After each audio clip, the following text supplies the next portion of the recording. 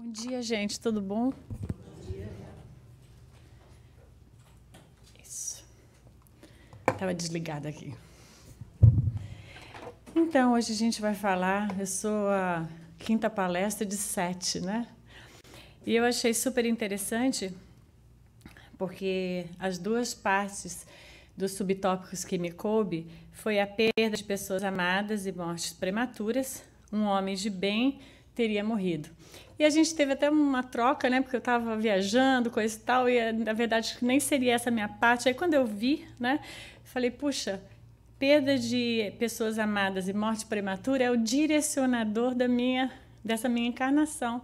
Porque muitos sabem, eu logo bem jovem, 2 filhos meus desencarnaram e eu basicamente vivi essa perda de pessoas amadas e também de mortes prematuras. Então eu falei, acho que foi um presente esse tema cair comigo, porque vai ser muito gostoso poder a gente trocar baseado nisso, né?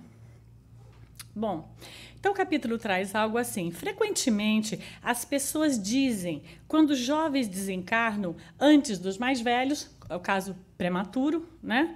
Eles dizem, nossa, Deus não é justo, né?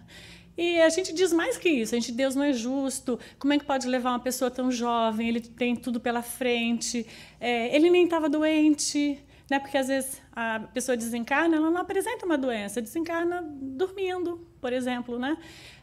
Acontece um evento e a gente atribui que a pessoa embora muito jovem dentro de uma faixa que se a gente for vendo, ela foi sendo ampliada, né? Porque a gente morria na época lá do faroeste, a duração da vida era 30, 40 anos. Hoje a gente chega num patamar mais longo, mas mesmo assim isso vem se estendendo em função da medicina, da possibilidade de a gente se cuidar e automaticamente a gente vai poder, sei lá, chegar nos 150, né? Quem sabe uma hora dessa, né? Então, a gente atribui esse não ser justo baseado a pessoa estar aqui encarnada e isso ser a verdadeira vida. Então, quando a pessoa retorna para a vida espiritual, a gente sente um sentimento de perda, assim, ela perdeu a possibilidade de ela estar aqui. Inclusive, até o capítulo coloca, levar o mais novo que tem toda a vida pela frente, uma vida tão cheia de esperanças. O que é esperança? Nossa, ele estava na faculdade, nossa, ele estava agora quase casando, nossa, ele era promissor, tinha todo esse é o sucesso que a gente atribui que é o sucesso. É uma carreira, um sucesso financeiro, né? E aí a gente tem aquele sentimento dessa injustiça baseado nessa concepção de que a vida é o prêmio, né? E aí, o que representa morrer, né? Acho que a gente precisaria muito entrar nesse contexto. O que representa voltar para a dimensão espiritual para a gente continuar compactuando com essa ideia de que seria injusto a pessoa retornar? Né? Algumas pessoas até fazem esse comentário, mesmo a pessoa sendo mais velha. A pessoa fala, nossa, mas ele morreu, mas ele não tinha nada. Como se a pessoa precisasse estar deteriorando para poder ir embora. Né? Ele, nossa, mas não apresentava problemas, como se a pessoa precisasse apresentar problemas para retornar para a dimensão espiritual. Então, veja, quando a gente vai ter essa visão espiritual que o Espiritismo nos oferece, claro, isso já existe há muito tempo, mas a gente vai falar a partir de Kardec, a gente vai entender que retornar para a dimensão espiritual, né, é um retorno à pátria. Né? Até trouxe a frase, para a gente não esquecer disso, né, que Jesus disse, meu reino não é desse mundo. Então, esta passagem é um convite para a gente fazer um estágio, né, uma passagem de experiências, onde a gente vai conviver com pessoas, com situações, vamos ativar certos desafios em função daquilo que a gente atrai, em função das nossas experiências, mas é só uma passagem, é como se a gente estivesse fazendo um intercâmbio. Eu não gosto de chamar de férias, porque aí a pessoa pensa, então a gente reencarna para ter férias, né? E automaticamente a gente entra numa outra coisa que foge completamente da realidade de estarmos encarnados. Mas eu gosto da ideia do intercâmbio, porque o intercâmbio ele faz o quê? Ele oferece uma outra língua, a pessoa vai morar num lugar com uma família lá que ela absolutamente não conhece, né? Que foi uma coisa arranjada. ela vai ter que se adaptar a uma nova realidade, né? Tem as regras lá daquela família no intercâmbio que você vai ter meio que se adaptar, horários, comida, etc. E a pessoa vai ter que aprender o quê? A se virar sozinha, a cuidar dela, o budget lá que a família deu, etc. A pessoa vai aprender naquele estágio e depois ela volta para uma realidade que já era dela antes. Então, eu penso que a encarnação, ela é mais ou menos um intercâmbio, né? Não sei, se tiver alguma coisa fora disso, vocês me lembrem. Mas eu vejo isso com bastante naturalidade. Então, retornar para casa, aquele intercâmbio não vai ser forever. Não tem como. Né? Então, não tem tempo para o retorno, e o retorno ele é de acordo com a necessidade de cada um de nós. Mas, coitadinho, ele tinha tanta vida, mas quando a gente fala isso, dá a impressão que voltar para a dimensão espiritual é ruim. Né? Aonde é ruim? Aonde a gente ganhou a experiência que o retorno para a vida espiritual é algo ruim? Será que a gente ganhou essa experiência das crenças que a gente foi assimilando no decorrer das nossas encarnações? Né? Por exemplo, a gente tem a crença do medo de morrer. Então, tem gente que faz até assim, ai, vim credo, né? Como é que faz mesmo? Ai, vim credo, não sei. Cruz credo, né? Então, a pessoa faz isso como se fosse Deus me livre, né? Como se a gente cultua, baseado na cultura mesmo, na nossa cultura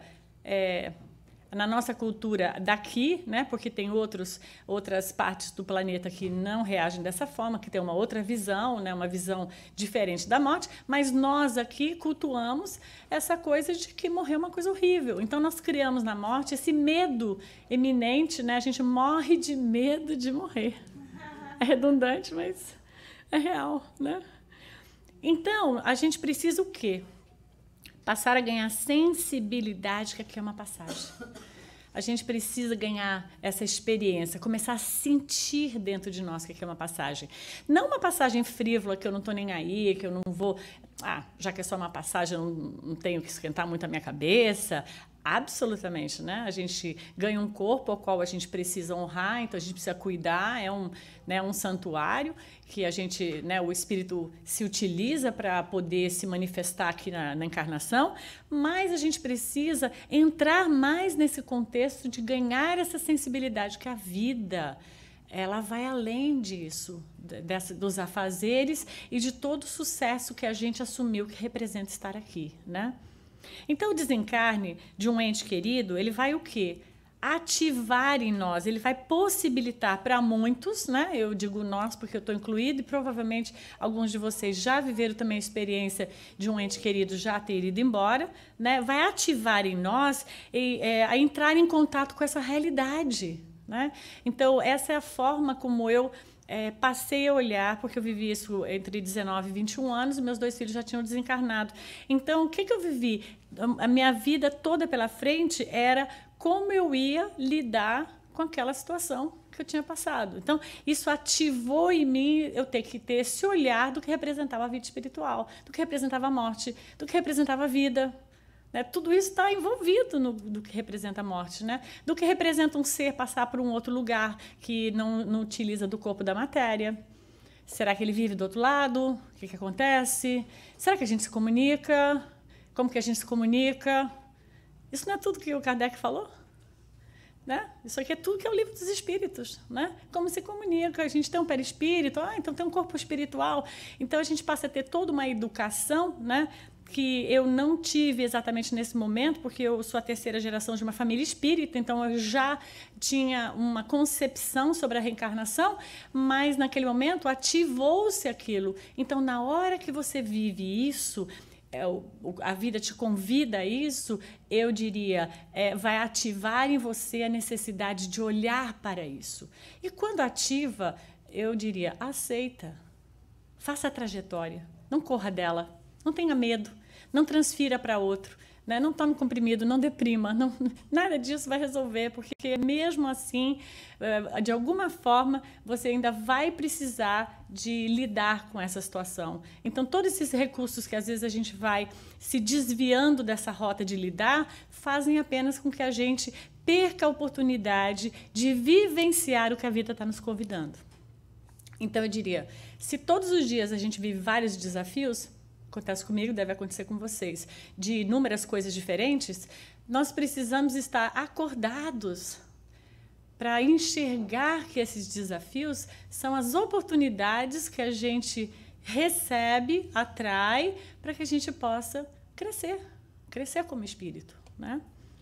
Bom, então, enquanto essa visão não fizer parte da sua realidade interna, de que aqui é uma passagem, a gente vai sentir o quê? Apego, medo de morrer, medo de perder o outro, medo de perder o que nós temos, né? Medo do que vai acontecer depois da morte. Então, enquanto a gente não vivencia intimamente essa realidade de que a dimensão espiritual realmente é a nossa vida e aqui é um momento onde a gente vem para se expor a essa experiência, a gente vai sentir tudo isso abaixo. Agora, esse tudo isso abaixo não pode ser exatamente o que vai comprometer completamente sua vida? Porque tudo que eu escrevi abaixo a gente podia resumir entre parênteses e colocar ansiedade. Tudo isso que eu escrevi é ansiedade. Se a gente tem apego, se a gente tem medo que o outro vai morrer, se a gente tem medo da gente morrer, se a gente tem medo de perder o que a gente conquistou, tudo isso não é o medo de uma coisa futura? Isso é por isso que as pessoas estão tomando medicação para ansiedade. Porque elas vivem a ansiedade. Então, a ansiedade é todo esse medo iminente de uma coisa que eu não vivi e não sei como lidar com isso. Então, quando a gente começa a entender o contexto do que representa a vida, eu posso lidar, eu posso não me abster 100% desses medos, mas eu posso ter muito mais realidade sobre eles e isso não ser uma coisa que afeta o quê? O meu presente. Porque se eu viver a ansiedade do que eu tenho medo que aconteça, vai afetar o quê? O meu futuro? Não, vai afetar o meu presente. E o presente é o único estado que eu me encontro que é real. É meio maluco isso? É meio maluco, né? Porque o passado passou, né? A gente chora sobre ele, mas ele não é uma história que a gente pode reescrever. A gente pode fazer diferente e não tornar o passado um presente, mas ele não volta. E todas essas inseguranças que geram ansiedade para um futuro é uma coisa que você pode mudar a sua trajetória e nunca isso acontecer. Então, a única coisa que eu realmente tenho poder de alterar é o presente. Agora é o único momento que eu posso dizer que eu não vou e não faço mais certas coisas, ou não penso, ou não atuo, ou mudo meu comportamento, etc. e tal. Nesses outros lugares eu não tenho mais poder de. Mas eu posso mentalmente me colocar nesses dois lugares inexistentes, né? Inexistentes, mas a minha mente se foca nesses lugares e eu viver em felicidade de. Porque eu não tenho mais percepção do presente, apenas vivo em algum desses lugares, né? Tá complicado? Então, nós passamos, normalmente, que primeira etapa, né? Quando a gente vai perder um ente querido? O choro. E eu diria que junto com ele vem um vazio, assim, um vazio avassalador. Eu tenho trabalhado junto com vários amigos num trabalho pela internet com pessoas enlutadas que perderam entes queridos. E isso é claro, é muito repetido, que já são centenas de pessoas, que esse primeiro momento é como eu lido com esse vazio. O vazio é enorme, né? E o vazio porque eu estava conectada àquela pessoa e sem aquela pessoa a vida não tem sentido mais, né? E aí eu comecei a pensar muito sobre isso. Eu criei um programa para como lidar com o luto e aí eu fiquei pensando assim bastante sobre isso. Bendito o vazio. Porque quando o vazio vem, significa que eu vou ter que preencher. Não tem mais nada que eu possa fazer. Né? Eu posso ficar amargando no limbo do vazio e ficar vazio, vazio, vazio, mas é tão insuportável o vazio que alguma hora eu tenho que preencher. Então, eu penso que as supostas perdas, né? Eu utilizo o nome perda porque é a nomenclatura, né? Mas, na verdade, a gente não está perdendo nada porque a gente não possui nada. Né? Nós transitamos pela vida, mas não possuímos coisa nenhuma. Nós só podemos dar conta de nós, mas o resto a gente pensa que tem controle, mas nós não temos nenhum controle. Né? A gente demora para entender que não tem controle, mas não temos. mas o resto, o que precisa ser preenchido? Então, eu percebo que muitas vezes o convite a essas experiências de perdas dos entes queridos é para justamente a gente reorganizar a reta da vida. Às vezes a gente está com foco em lugares que estão fora, e quando esse vazio vem, fica oco, a gente tem que olhar para dentro e falar, agora eu vou fazer o quê? Agora eu vou cuidar de mim. Agora eu vou ter que encontrar alguma coisa que eu faça que tenha valor, né? Que eu antigamente não precisava porque eu estava focada em uma outra pessoa. Eu vou ter que perceber se eu tenho alguma dependência emocional com o outro ou não. Então, eu acho interessante que aquilo que a gente mais chama de dor, às vezes é o maior wake up, é o maior acordar que a vida nos promove, percebe? Então, a gente também precisa rever essa nossa ideia de que a gente veio só para ser feliz. Então, se eu vim só para ser feliz, eu não quero ser desafiado a nada que eu julgue que não é felicidade. E, na verdade, se a gente reencarnou por um período para ganharmos experiências, dentro das experiências, elas vão ter um variante de possibilidades que pode ser que eu precise rever o que representa ser feliz. Se ser feliz é não ter problemas, então, quando eu sou desafiado, eu tenho problemas, eu não vou ser feliz. Mas se ser desafiado representa a possibilidade de eu evoluir, puxa, então ser desafiado pode representar a felicidade. É meio doido, né? Eu adoro essas coisas meio doidas.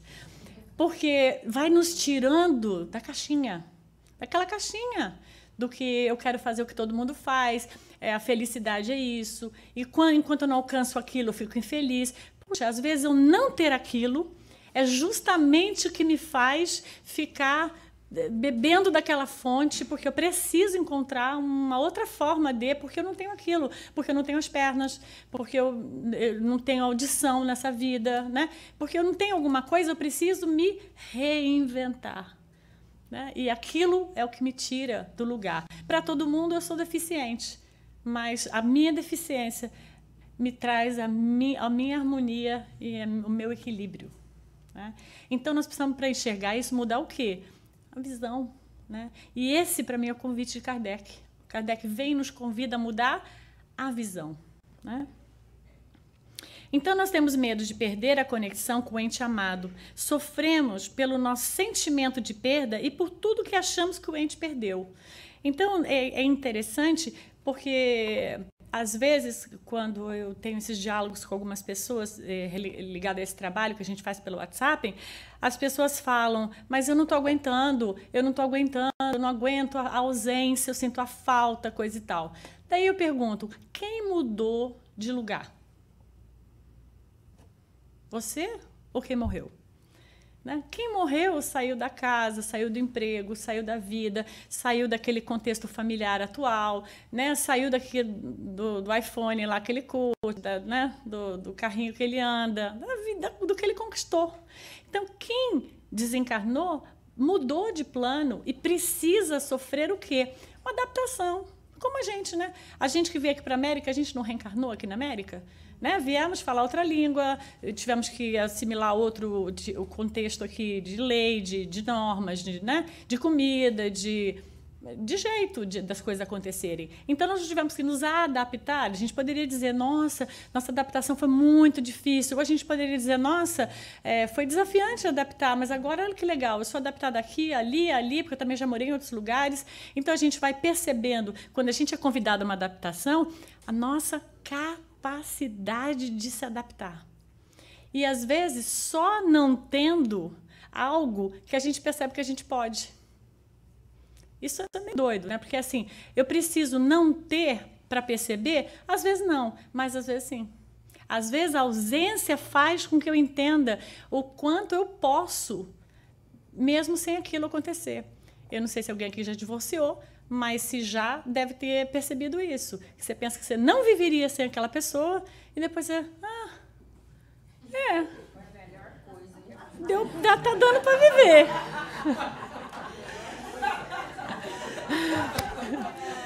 Eu sobrevivi, estou respirando. É brincadeira. É uma brincadeirinha xiste, assim, mas tudo bem. Mas é uma realidade. A gente não pensa, às vezes, que a gente não suportaria viver sem aquela pessoa? Olha você naquele cargo super legal que você acha que você está estruturado ali. Você é o cara, você é o vice-presidente, o presidente, você é alguma coisa que você julga perante a sociedade, que aquilo te dá muito status, que você se sente muito importante. Aí, de repente, né, vixe, aquele cargo, sei lá, a empresa fecha, despedir, alguma coisa acontece, né? E aí você perde a identidade, porque você pensava que você era o presidente da empresa tal. Você se identificava com aquilo. E só eu perdendo aquilo que eu posso entrar... Não, no começo é um limbo, né? Mas só perdendo aquilo que eu posso entrar numa realidade de que eu não sou aquilo. Eu estou aquilo. Porque se fosse assim, ninguém pode aposentar. Né? Porque... Quem é você? Olha o limbo que muitas pessoas entram na suposta aposentadoria. Porque ao invés delas trocarem um afazer remunerado, talvez para um outro afazer que vai dar uma continuidade, elas não criam outro projeto porque pensam que trabalhar é muito ruim. Então, tudo que elas querem é não trabalhar mais e quando elas param, elas piram. Né? Eu não pirei. Você está com cara de que está gostando muito. Então, porque vai encontrando outras formas de se expressar na cultura, que não precisa mais ser aquela que a cultura idealizou. Você pode encontrar a sua, expressar a sua forma de ser, né? E encontrar isso é sair desse mecanismo de que a gente tem que ser alguma coisa, né? Então, percebe como não é só na morte de um ente querido, mas várias coisas. Quando seu filho sai de casa, alguém aqui, não sei se já viveu, né? Quando chega numa certa idade, o filho ou casa, ou vai para a faculdade, ou muda, né? E aí você vai ter que perceber que aquele seu papel de mãe, que você não é só mãe, né? Então agora tem outras coisas que você pode fazer, porque o filho não vai necessitar mais tanto que você volte por horário do jantar, ou sei lá, aquelas coisas normais dos afazeres. E aí você vai ter que ter uma percepção de como você vai preencher esse vazio que pode aparecer se você não se preparou para ele. Então, percebe que esse vazio ele pode ser uma preparação para várias coisas, para a aposentadoria, para a saída do filho de casa, para uma separação. A separação não precisa ser pelo divórcio, a separação pode ser porque seu ente querido foi embora, ou você, né? Alguém. Então, a gente precisa ganhar essa concepção que o Espiritismo nos traz, né? Sentir essa concepção de que essa sensação de perda é o que vai nos levar a pensar que a gente não possui nada. Só quando a gente perde que a gente entende que não possui. Só quando a gente perde o controle que a gente entende que a gente não controlava nada. Então, ele continua lá no capítulo, a pessoa tem esperança o quê? Que a pessoa está perdendo o quê? O sucesso, a carreira, tudo que ele poderia ter vivido, tudo aquilo que ele gostava de fazer. Mas... Ué, será que era esse o destino da pessoa que foi embora? Né? Será que ele não foi embora porque acabou, está na hora? E vou falar uma expressão que às vezes eu brinco, eu uso muito essa expressão, não sei se ela é desconfortável, mas eu gosto dela. Eu falo, você vai ficar pagando mico de ficar aqui. E a pessoa foi embora, não precisa mais, tá bom, fez o tempo dela. Né? Seja lá qualquer idade, 1 ano, 2 anos, 10 anos, 30 anos... Não importa. A idade não interessa. Ele veio, viveu uma experiência, e às vezes era a experiência necessária. E está tudo bem. E você tem que continuar na sua missão, porque você ainda tem um tempo, né? Então, muitas vezes, quando alguém clama e pergunta, mas por que eu também não sou levada? Né? Mais para frente, o capítulo fala isso.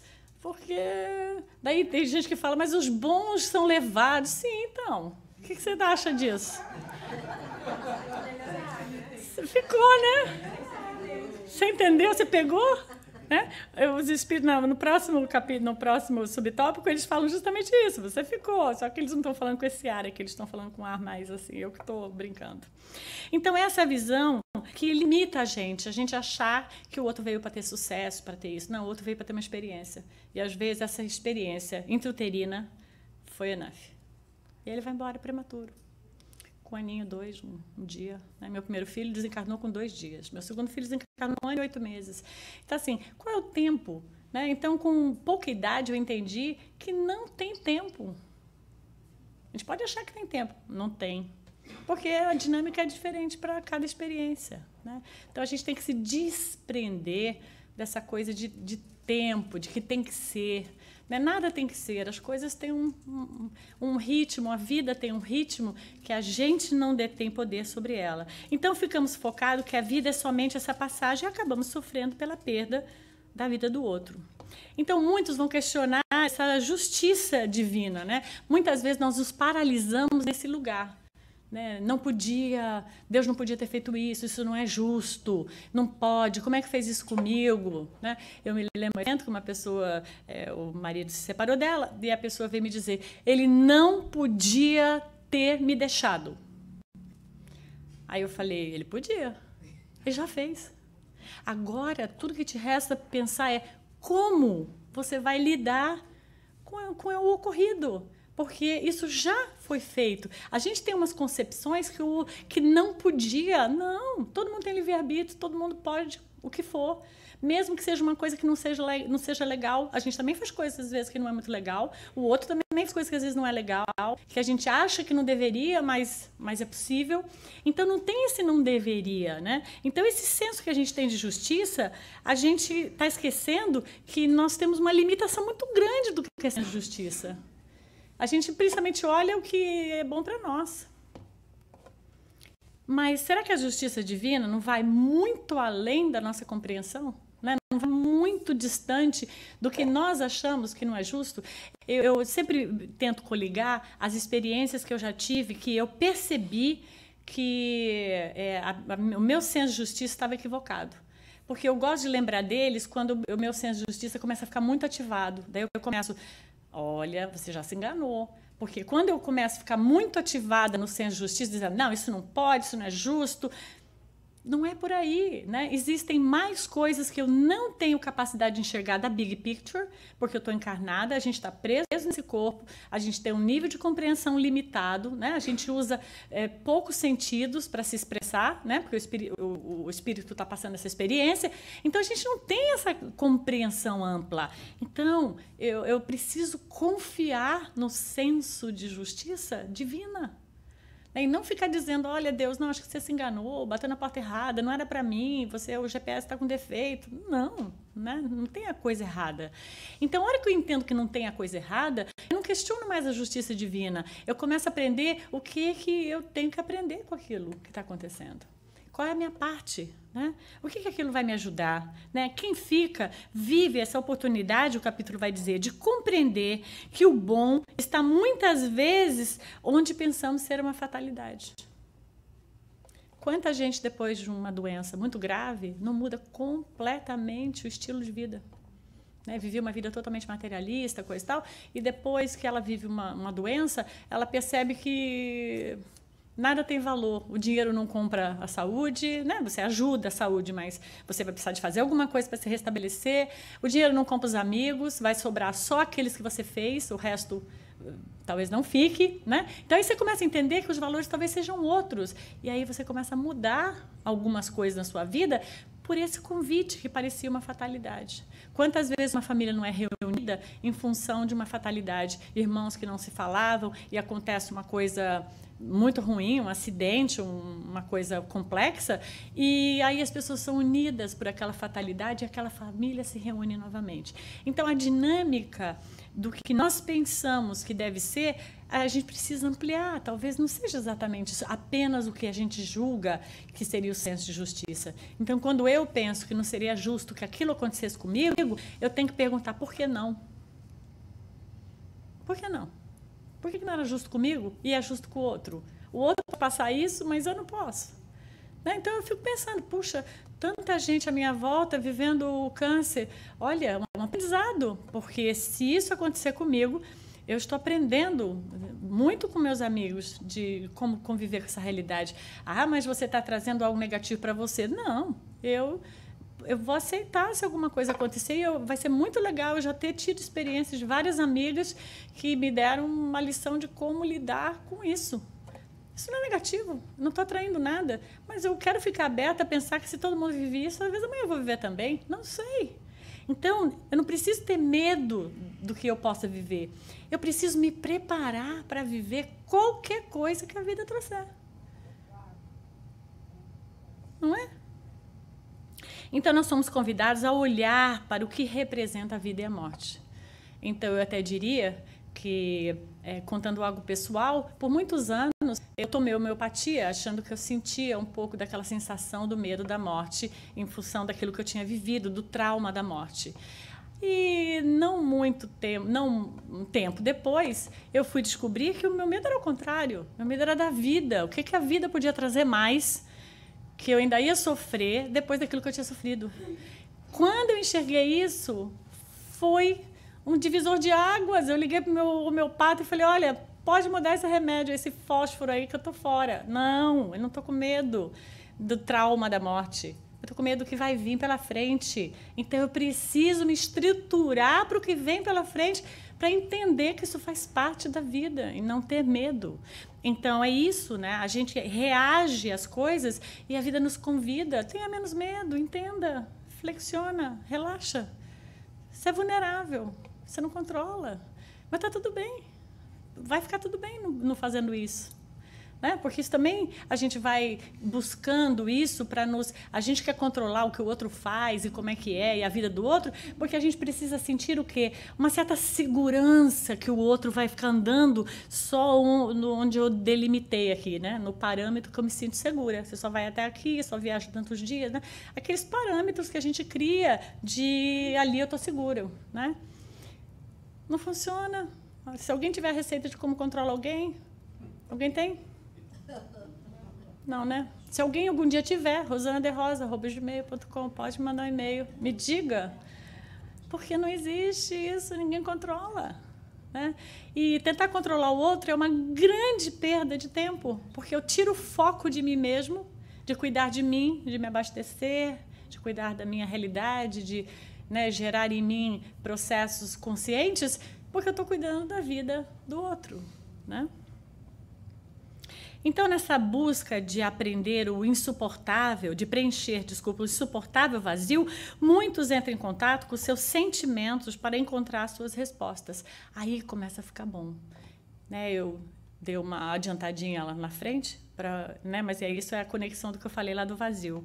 E aí a gente começa, né, nesse desejo de preencher, porque começa a ficar muito insuportável, né? Até quando a pessoa fala, está muito insuportável, eu penso, nossa, ela está quase lá. Vai chegar, porque ela não vai aguentar mais.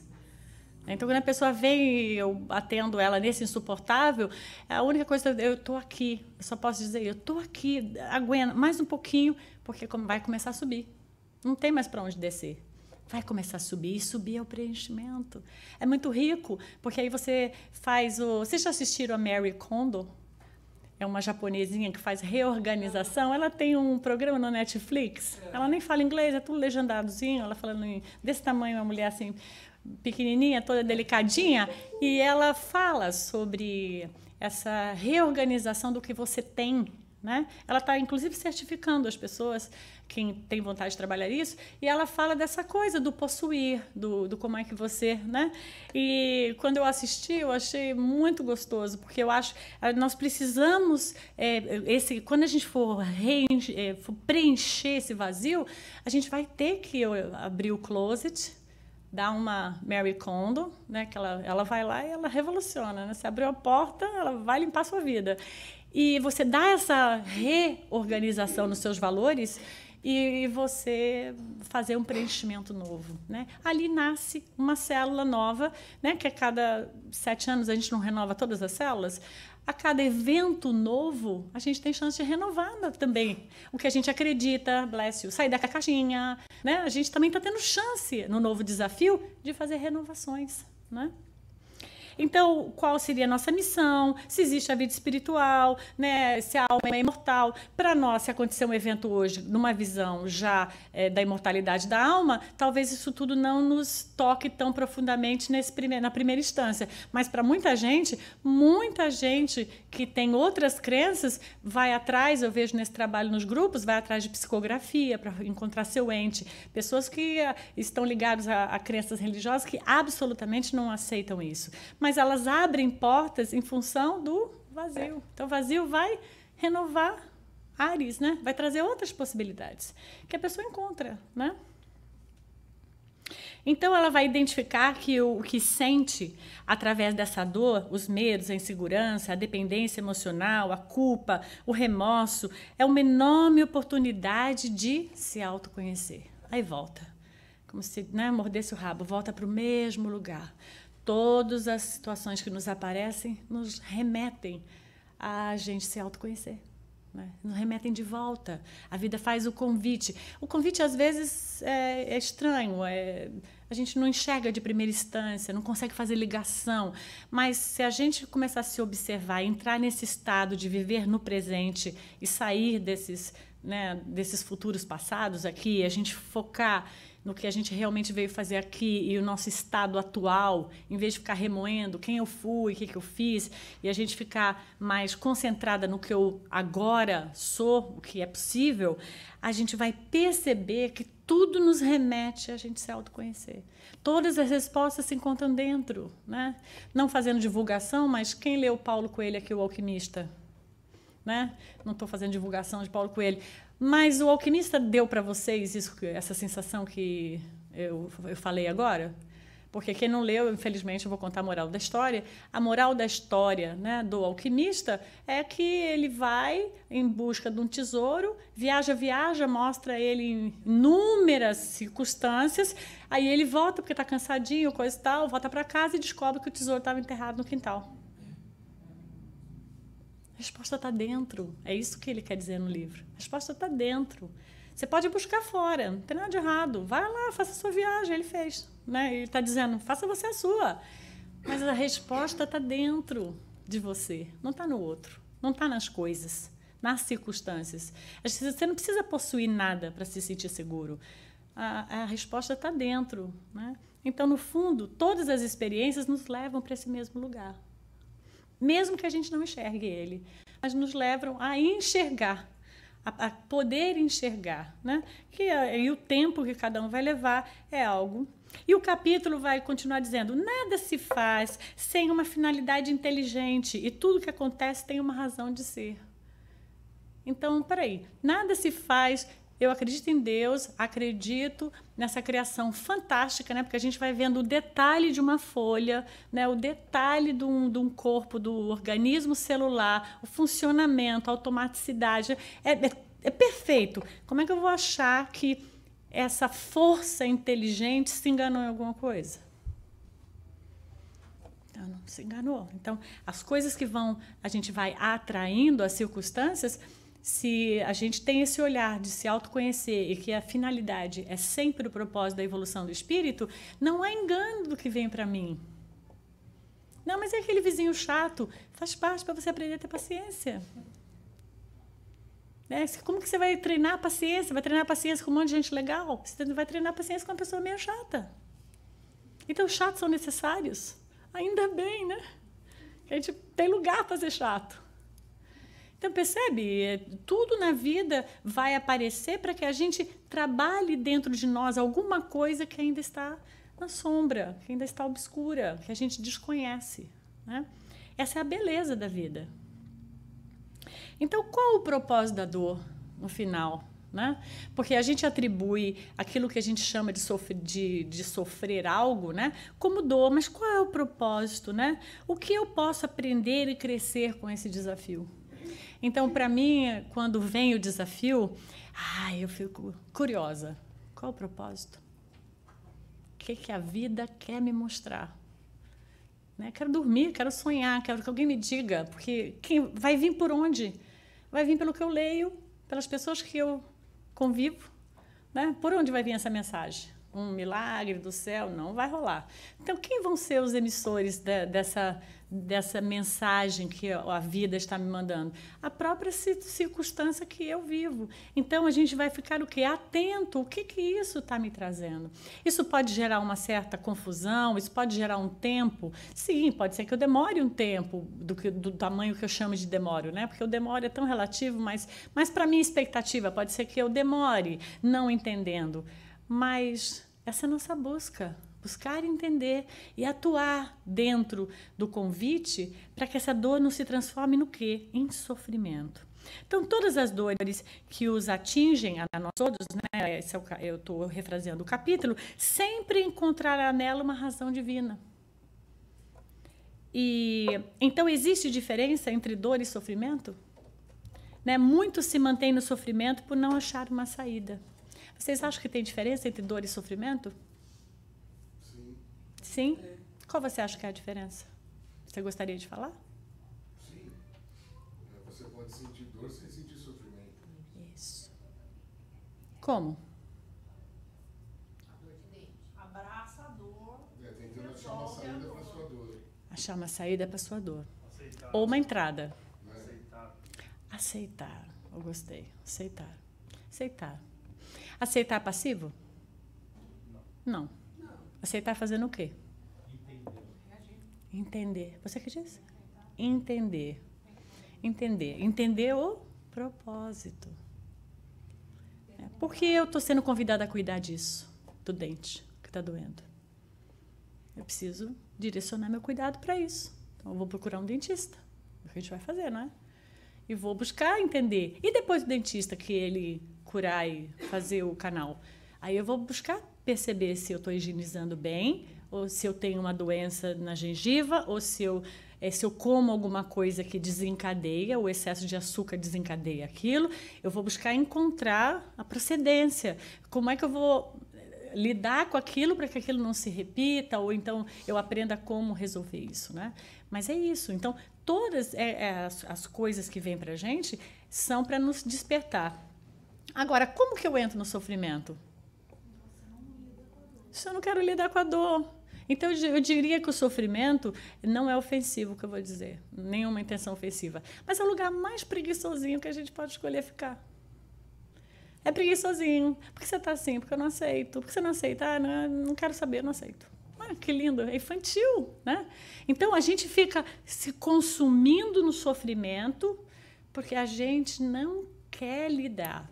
E eu não estou dizendo alguém não quer lidar. Não, é algo do ser humano, né?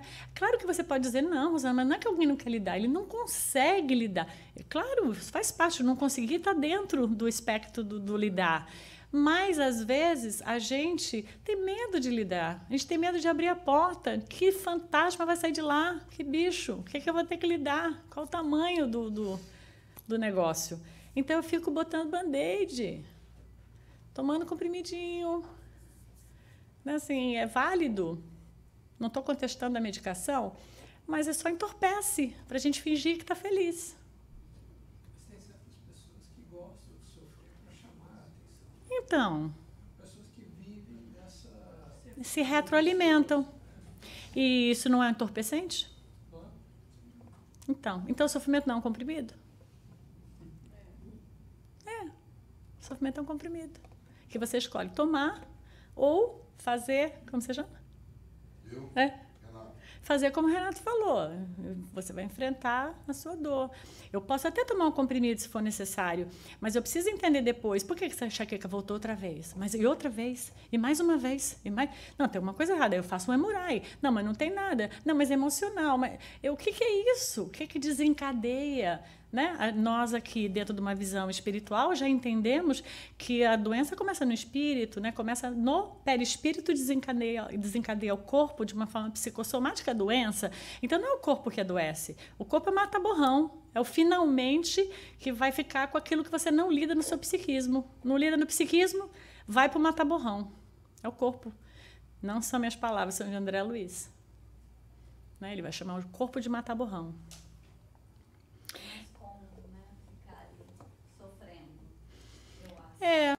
Nem é o mais cômodo, muito masoquista, sabe? Porque eu acho que não seria justo, seria um julgamento dizer isso.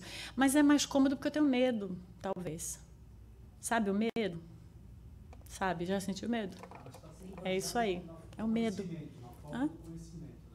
Isso. O que me tira do medo, você quer dizer, né? O que me tira do medo? O conhecimento.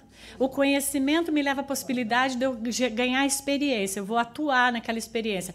Quando eu ganho experiência, eu me sensibilizo àquilo. Agora eu sei, eu sinto, aquilo está na minha pele, né? Aí eu aprendo aquilo que aquilo representa dentro de mim, não fora, né? Paulo Coelho, dentro de mim.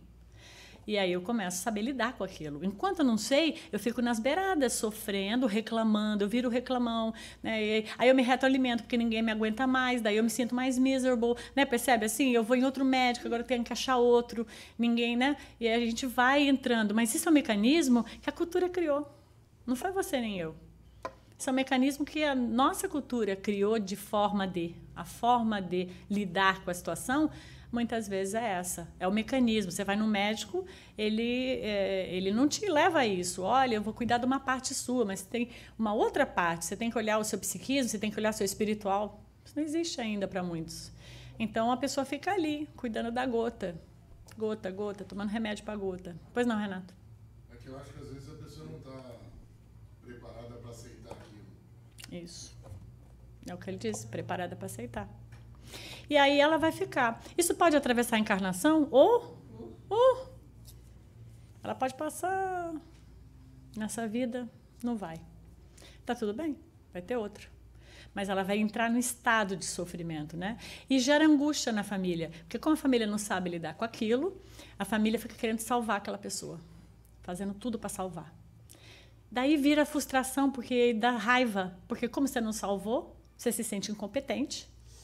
E aí, na sua incompetência, você fica com raiva do outro. Então, o outro que você amava, e você podia entender que ele está no momento dele, você primeiro quer salvar, que é o teu mecanismo. Ele nem pediu para ser salvo. Ele nem está querendo que você ache a solução dele, porque se você achar, ele tem que fazer alguma coisa. E, né, então, ele nem está pedindo, né? Mas ele quer colo, então ele vai levando. Mas aí, quando você fala para ele, ele fala, não quero fazer isso. Aí você fala, não, mas você quer que eu te ajude, mas eu não quero meu conselho? Não é assim que funciona com a gente? Mas aí o que a gente faz? A gente fica frustrado. E da frustração vem a raiva. Daí a gente distancia daquela pessoa que está sofrendo. E tudo que a gente tinha que ter feito é aceitar o momento da pessoa. Ela está sofrendo. Então o que eu posso fazer por ela? Acolher. Acolher. Mostrar para ela que ela tem potencial para viver aquilo. Assim que ela quiser acionar o potencial, você está ali com ela. Você quer? Eu te levo. Vamos lá no centro, tomar um passe. Mas não gosto. O dia que você quiser, liga, eu vou. Então, assim, eu estou ali, estou mostrando para você que você não está sozinho nessa jornada. Mas eu não posso te salvar. Ninguém, né? Então, ele diz assim no capítulo, mães, bonito esse pedaço, seus filhos bem-aventurados estão perto de vocês. Sim, eles estão bem perto, seus corpos fluídicos os envolvem, os seus pensamentos os protegem, vossa lembrança os inebria de contentamento, mas também suas dores sem razão os afligem. Tem um tema dentro desse trabalho que eu faço, que eu chamo Cuidando do ente querido.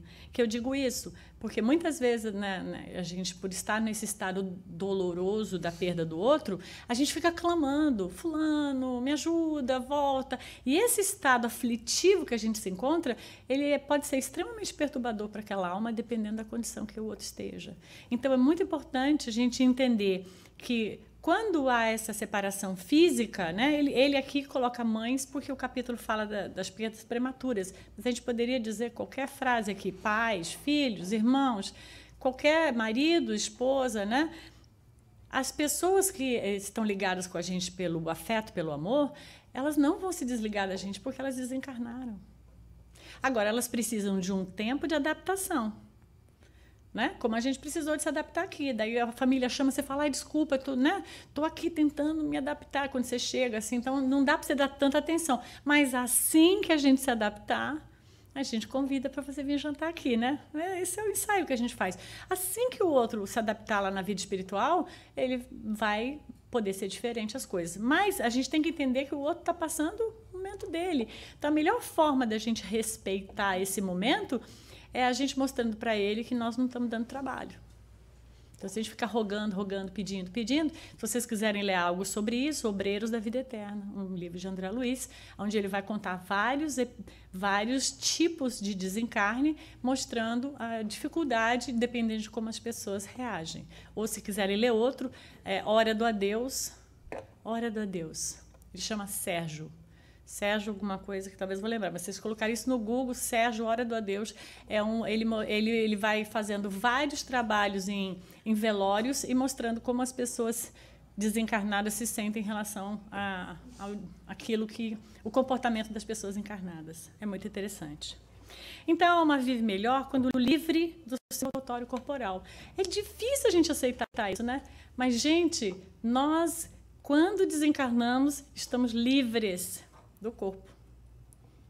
Não tem nada de errado com o corpo, mas ele nos aprisiona de certa forma? Sim, porque nós estamos muito mais livres quando não temos o corpo físico. Então, o outro, quando desencarna, ele se liberta do corpo físico. Ele se liberta daquele momento que ele veio passar aqui. Ele não se desconecta de você, porque ele continua te amando, né? As emoções transcendem, né?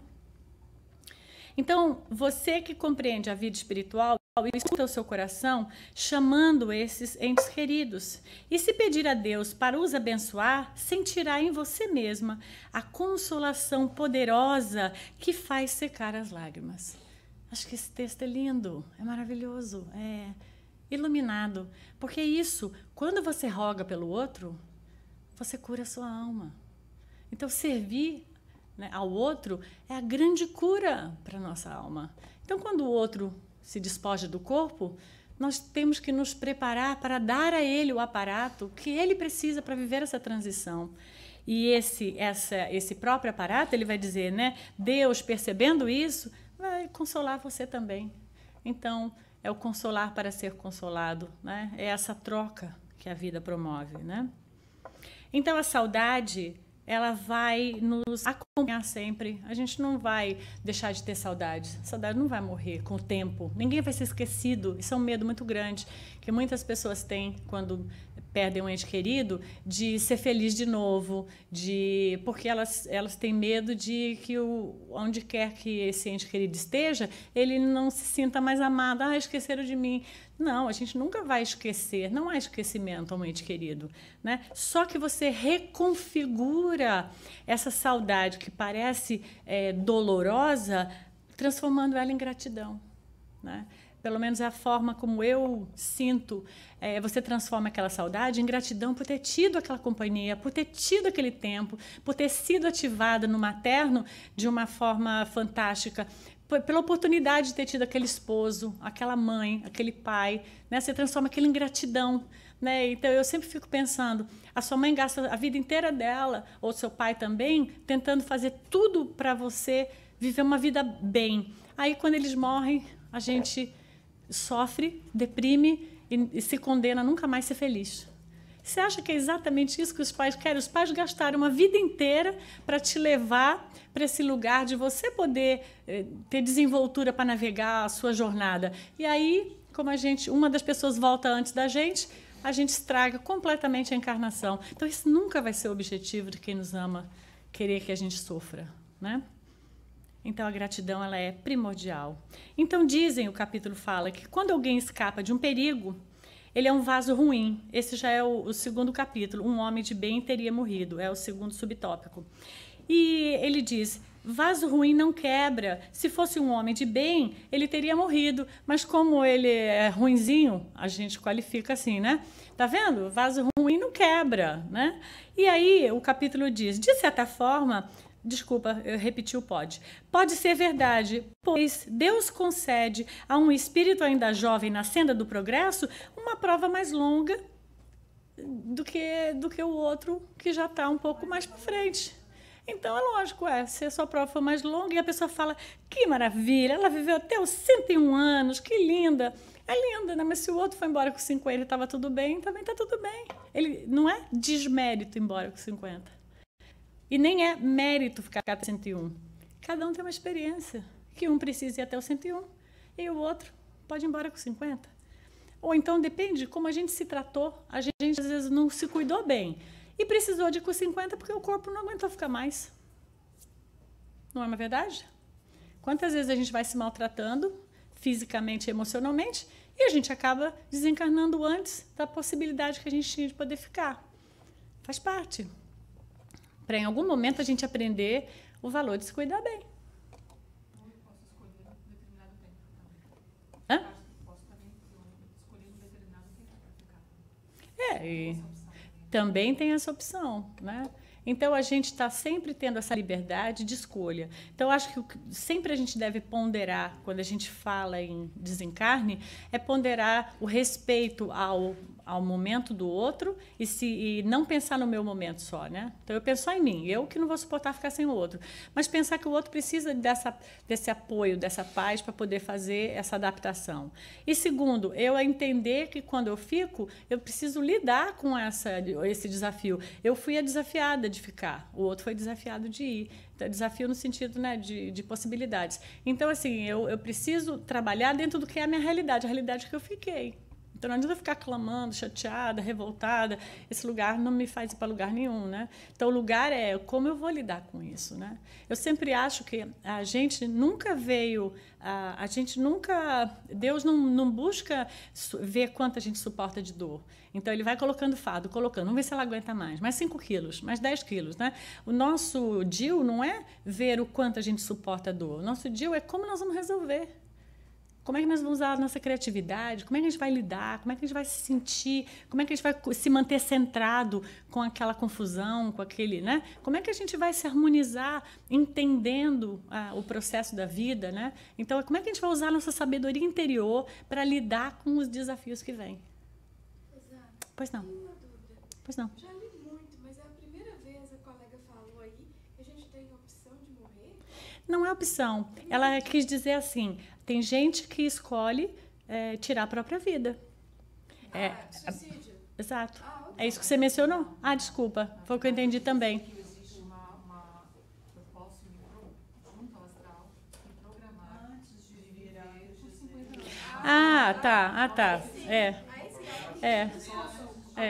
Eu também entendi o que você entendeu. Mas eu entendi no sentido assim que ela quis dizer, a pessoa não deveria, mas ela pode optar e ir embora. Tanto pode, que tem um monte de gente que faz essa opção. É uma opção dolorosa? Claro. É autodestrutiva? Sim. Mas resolve o problema? Não. Mas a pessoa às vezes não sabe disso ainda. Eu também entendi a mesma coisa que ela. Mas eu entendi. Isso pode acontecer com a nossa participação. Ou a gente pode não ter maturidade ainda para ter essa participação e há um planejamento que muitas vezes é feito por algo maior, né? E que nos ajuda a descobrir o que é melhor para a gente, enquanto a gente não tem certeza de fazer uma boa escolha, né? Eu diria assim. Isso é o que o Espiritismo nos traz, que me gera muito conforto. Eu acho que a gente não pode dar um dinheiro para o filho pegar um ônibus com 3 anos. Né? Então, eu não tenho como dar para esse filho de 3 anos uma opção que ele não tem ainda como ser responsável por ela. Então, eu acho que a gente só participa do nosso planejamento, segundo a obra de Allan Kardec, mas para mim eu fico muito confortável, desde que a gente tenha consciência do que é melhor para nós. Enquanto a gente não faz boas escolhas, né? Eu até sempre brinco na aula e falo assim, se o pessoal veio aqui agora e falou, vocês querem ser o quê na outra vida? E um começa, eu quero ser o quê? A rainha, quero o rei, quero nascer rico. E não vai participar do seu planejamento. Porque isso não é escolha consciente de uma pessoa que está preocupada, a pessoa está querendo só viver o prazer, mas ela não está ainda consciente do que realmente ela precisa, né? Então, a resposta seria, o que seria bom para mim? E, às vezes, o que é bom para mim não é ser rico naquela experiência. Não é... Porque a gente não vai passar a experiência de necessidade de certas carências de certas coisas? Acho que a gente vai. Nós vamos passar por todas as experiências, né, possíveis. Né? Então, a gente achar, porque já pensou se todo mundo fosse rico, ninguém ia juntar o lixo. Como é que a gente ia fazer? Criar um monte de máquina, sei lá. Né? Então, isso já é outra palestra. Então, gente... Então, o que eu desejo a vocês é um sábado com muita paz. Esse coração, assim, é para representar o tamanho do desejo que eu tenho realmente que vocês sintam isso, porque eu acho que a gente se sentir em paz, se sentir harmonizado, vai nos levar diretamente ao nosso foco, que é estar sempre ligado qual a nossa missão, o que a vida espera de mim, qual a produtividade, qual o tipo de ação, que lugares, que projetos eu vou me envolver, que eu vou me desenvolver. Então, né, para a gente sair dessa mesmice de apenas eu estou ligado a essa coisa máquina da vida, né, de eu cumpro deveres. A gente não veio aqui para cumprir deveres. Os deveres fazem parte da trajetória. Nós viemos aqui para nos desenvolvermos. Então, um grande abraço a vocês. Bom sábado.